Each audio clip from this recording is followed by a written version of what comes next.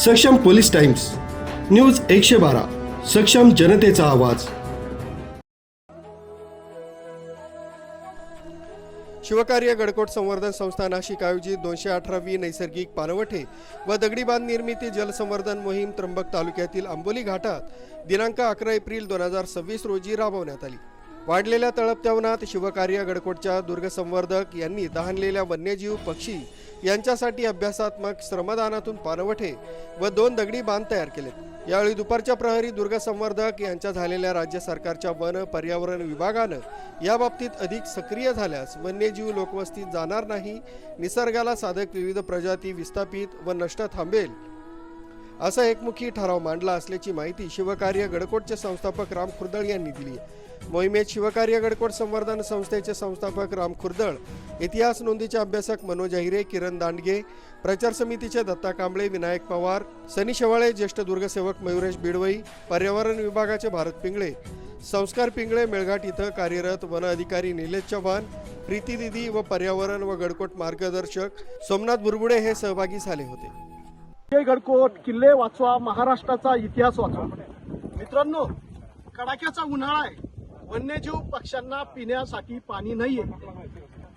जंगलातले वन्यजीव शहराच्या सिमेंटच्या जंगलात जातात आणि त्यांना इथे जंगलामध्ये नैसर्गिक पाणवठे नसतात, त्यांच्या गुहा नष्ट झाल्या, त्यांचं भक्ष्य नष्ट झालं, झाडं जळाले, वनवा लागतो, त्याच्यामुळे पर्यावरणाचं अपरिमित नुकसान होतं।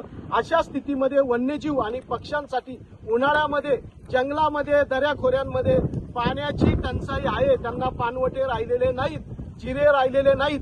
म्हणून शिवकार्य गडकोट संवर्धन संस्था 25 वर्षापासून नाशिक जिल्ह्यातील जव्हार घाट, हर्सुल घाट, घाट मात्याच्या घळीमध्ये जाऊन असे नैसर्गिक पाणवठे शोधतो आणि ह्या पाणवठ्याचं आम्ही अभ्यासपूर्ण पद्धतीने इथे थेंब थेंब जिरणारं पाणी, पाझर फुटणारं पाणी या ठिकाणी स्टोअर करतो, जेणेकरून पाळीव प्राणी, वन्यजीव आणि पक्ष्यांना हे पिण्याच्या पाण्याची सोय होईल। म्हणून मित्रांनो, आमची शिवकार्य गडकोट संवर्धन संस्थेची 218वी पाणवठे संवर्धन मोहीम आज या ठिकाणी आंबई घाटातील, जव्हार घाटातील, आंबई या परिसरातील या ओहळाच्या या घळीमध्ये ही मोहीम या ठिकाणी चालू आहे। सर्व दुर्गसेवक आपल्या कामात मग्न आहे। अशा पद्धतीने एक डिसिप्लिन म्हणून आम्ही ही मोहीम सातत्याने करतो। वन्यजीव पक्ष्यांसाठी पिण्याच्या पाण्याची सोय व्हावी आणि त्यांनी सिमेंटच्या जंगलात येऊ नये आणि त्यांना पिण्याचं पाणी मिळावं, या दयेच्या भावनेतून,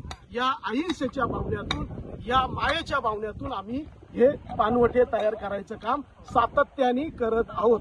जय हिंद, जय महाराष्ट्र, किल्ले वाचवा, महाराष्ट्राचा इतिहास वाचवा।